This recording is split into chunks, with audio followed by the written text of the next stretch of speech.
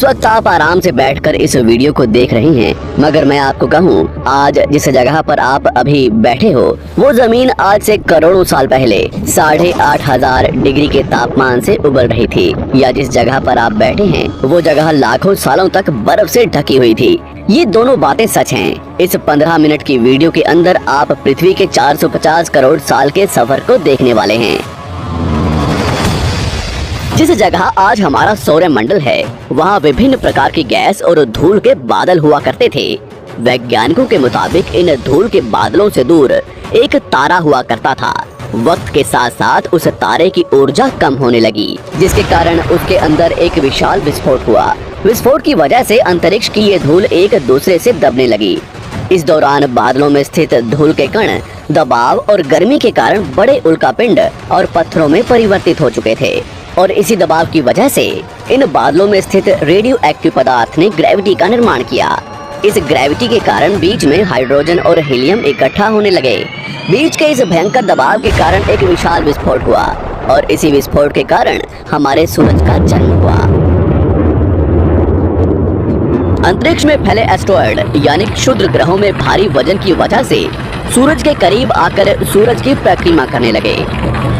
धीरे धीरे इन्हीं एस्टेरॉयड में भारी टकराव हुआ, जिसके फलस्वरूप मरकरी, विनस, अर्थ और मार्स जैसे ग्रहों का निर्माण हुआ। वैज्ञानिकों के मुताबिक उस वक्त पृथ्वी और मार्स यानी मंगल ग्रह के बीच थिया नामक ग्रह सूरज की परिक्रमा किया करता था। पृथ्वी पर ग्रेविटी होने की वजह से सूरज की परिक्रमा करने वाले एस्टेरॉयड अब पृथ्वी की परिक्रमा करने लगे, और धीरे धीरे करोड़ों सालों तक ये पृथ्वी पर गिरते रहे। और ऐसी घटना हमारे पड़ोसी ग्रह थिया पर भी हो रही थी, जिसके कारण थिया पृथ्वी के और करीब आने लगा और आकर पृथ्वी से टकराया। इस भयंकर टकराव की वजह से पृथ्वी के हिस्से कणों के रूप में अंतरिक्ष में फैल गए और एक रिंग्स की तरह पृथ्वी की परिक्रमा करने लगे। इन्हीं परिक्रमा करते हुए कणों में टकराव होने लगा, जिसके कारण हमारे चांद का निर्माण हुआ। उस वक्त पृथ्वी पर सिर्फ एक ही समुद्र हुआ करता था, और वो था 1900 डिग्री सेल्सियस की तापमान पर उबलते हुए लावेगा। उबल रही थी वो सारी चीजें जिसे आज आप अलग अलग नाम से जानते हैं। वक्त के साथ साथ पृथ्वी धीरे धीरे ठंडी हो रही थी, जिसके कारण पृथ्वी के भारी तत्व जैसे धातु और रेडियो एक्टिव पदार्थ पृथ्वी के केंद्र में जाकर इकट्ठा हो गए, और हल्के पदार्थ पृथ्वी की सतह पर आ गए। लाखों सालों तक पृथ्वी पर उल्कापिंडों की बरसात हुई, और इन गिरते हुए उल्कापिंडों में जमा था नमक, मिनरल्स और पानी। करोड़ों सालों तक इन उल्कापिंडों की बरसात होती रही, और धीरे धीरे पृथ्वी की ऊपरी सतह पानी से ढकने लगी।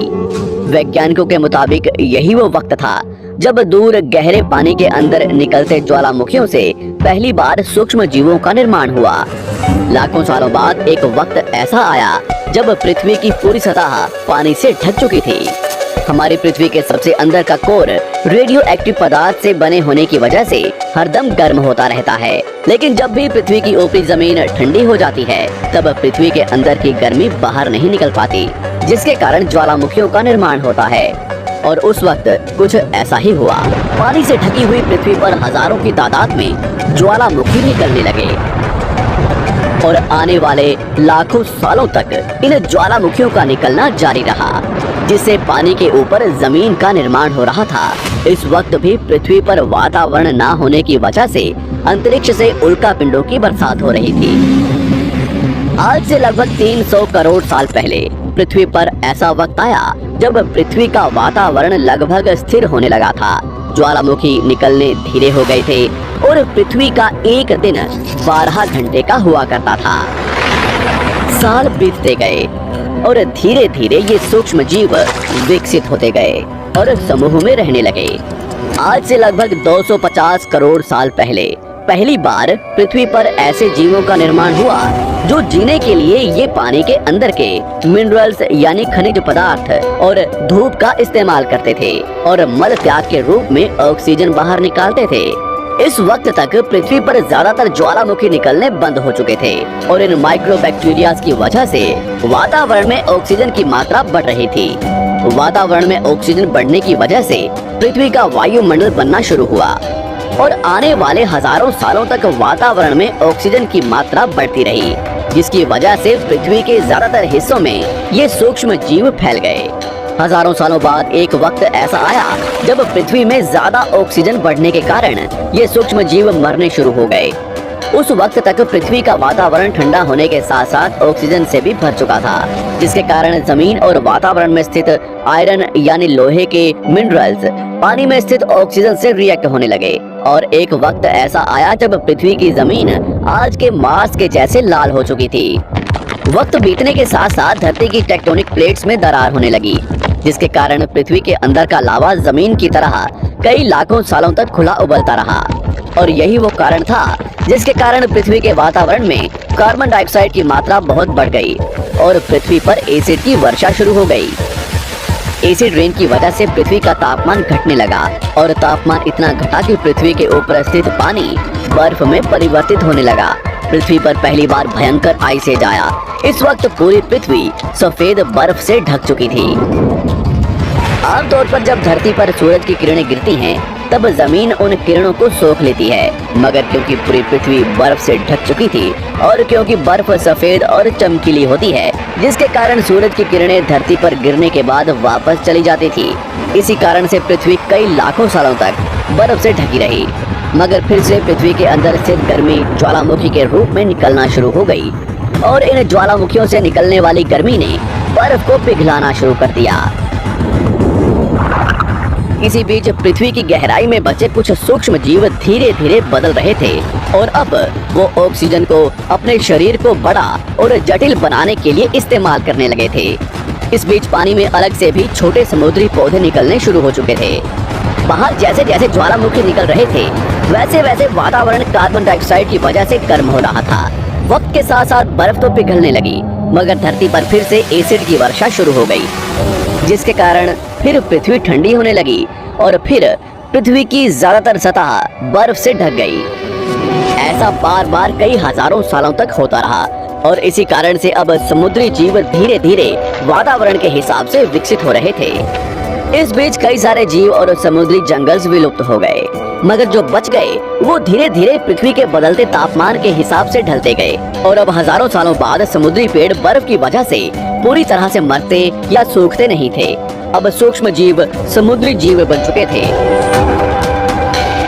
जब फिर से ज्वालामुखियों ने पृथ्वी की बर्फ को पिघलाना शुरू किया, तब ये समुद्री पेड़ जल्दी विकसित होकर फैल गए।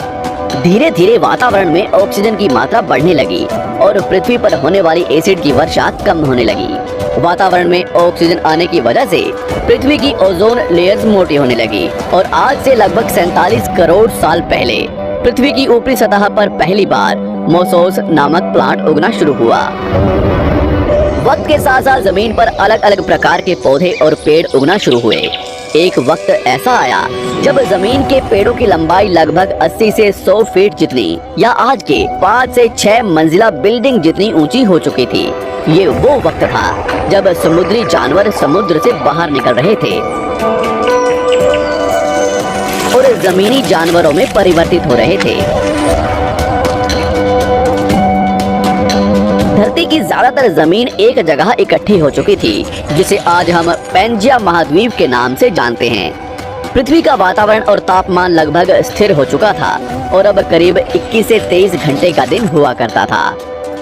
अब समुद्री जीव पानी से बाहर रहने लगे थे और वातावरण के हिसाब से उनके शरीर का रंग रूप बदल रहा था। धीरे धीरे ये जमीनी जानवर डायनासोर्स में परिवर्तित हो गए। जिन डायनासोर्स ने पेड़ पौधे खाने शुरू कर दिए, उनका शरीर लंबा और विशाल रूप से विकसित होने लगा। कुछ डायनासोर्स शिकार किया करते थे, जिसके कारण वे छोटे और तेज होते चले गए।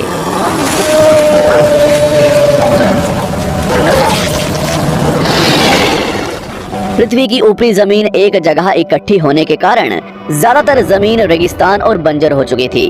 ज्यादातर जंगल समुद्र के करीब हुआ करते थे, जिसमें डायनासोर्स रहा करते थे।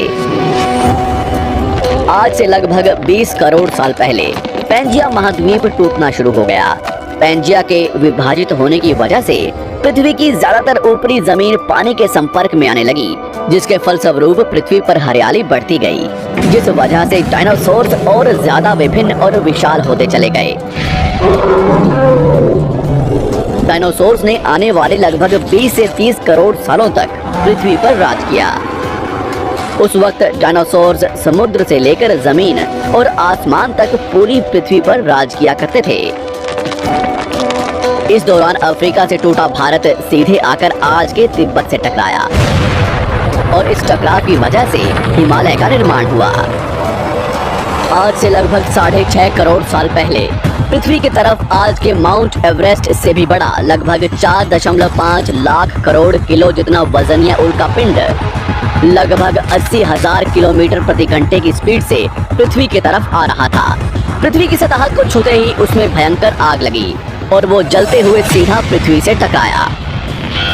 इस टकराव से निकलने वाली ऊर्जा आज के 10 करोड़ परमाणु बम एक साथ फटने के बराबर थी। जहां ये उल्का पिंड गिरा, वहां के जानवर और पेड़ तुरंत भाप बनकर जल गए। गिरते ही पृथ्वी पर पूरी तरह धूल फैलने लगी। समुद्र में भयंकर बाढ़ आने लगी। भूकंप और आग ने पृथ्वी को जलाना शुरू कर दिया। कुछ ही घंटों में पूरी पृथ्वी के वातावरण में हानिकारक गैस और धूल की वजह से पृथ्वी नर्क हो चुकी थी। डायनासोर्स, घुटन, आग और भूखमरी से पूरी तरह विलुप्त हो गए। इस वक्त हमारे पूर्वज जमीन के अंदर रहा करते थे, जिसके कारण वो इस विशाल प्रलय से बच गए। पृथ्वी का वातावरण पूरी तरह से काला और अंधेरा हो चुका था, जिससे धूप भी जमीन तक नहीं पहुंच पा रही थी। पृथ्वी के पेड़ और ज्यादातर जानवर विलुप्त हो गए। वातावरण में धूल और हानिकारक गैस के कारण पृथ्वी पर फिर से एसिड की वर्षा शुरू हो गई और फिर पृथ्वी ठंडी होकर बर्फ से ढक गई। लेकिन इस बार पृथ्वी की बर्फ लाखों सालों तक नहीं जमी रही और 80 से 90 हजार साल बाद ये बर्फ पिघलनी शुरू हो गई। जैसे ही धरती पर वातावरण फिर से पहले जैसा होने लगा, वैसे ही ये छोटे जीव जमीन से बाहर आना शुरू हो गए। उस वक्त पृथ्वी की बर्फ पिघलनी शुरू ही हुई थी, जिसके कारण अफ्रीका में घने ठंडे जंगल हुआ करते थे और इसी बीच ये जमीनी जीव बंदरों में परिवर्तित हुए। मगर जैसे जैसे पृथ्वी गर्म होने लगी, वैसे वैसे अफ्रीका के ये जंगल सूखने लगे। जंगल की चीजें खाने वाले बंदरों को खाने की कमी होने लगी। खाने की तलाश में इन बंदरों ने अपने पैरों पर चलना शुरू कर दिया, जिससे उन्हें दूसरे जानवरों के शिकार करने में मदद मिलती थी। धीरे धीरे बंदर एप्स यानी वानर में परिवर्तित हुए। खाने की तलाश में ये एप्स पृथ्वी के दूसरे हिस्सों में फैलने लगे और धीरे धीरे उनके शरीर का रंग रूप वहाँ के मौसम के हिसाब से बदलता गया। वक्त के साथ साथ हम आदिवासी बने। हमने हथियारों से लेकर आग का आविष्कार किया। हम धीरे धीरे इंसान के रूप में विकसित हुए। हमने धर्म से लेकर परिवार, भाषा और संस्कृति का निर्माण किया और वक्त के साथ साथ हम विकसित होते चले गए और आज हम इस पृथ्वी की सबसे विकसित प्रजाति बन चुके हैं। पृथ्वी को आज के जैसे बनने में लगभग 450 करोड़ साल का वक्त लगा है और हमें एक छोटे जमीन में रहने वाले जानवर से इंसान बनने में कई लाखों सालों का। मगर हमने इन 100 सालों में जितना पृथ्वी को गंदा और तबाह किया है, उतना आज तक किसी भी प्रजाति ने नहीं किया होगा। हम फिर से धरती को गर्म कर रहे हैं और कार्बन डाइऑक्साइड की मात्रा बढ़ा रहे हैं। वैज्ञानिकों का मानना है कि पृथ्वी पर फिर से विशाल परिवर्तन होने वाला है। भविष्य में पृथ्वी कैसी होगी, जानेंगे हमारी अगली वीडियो में।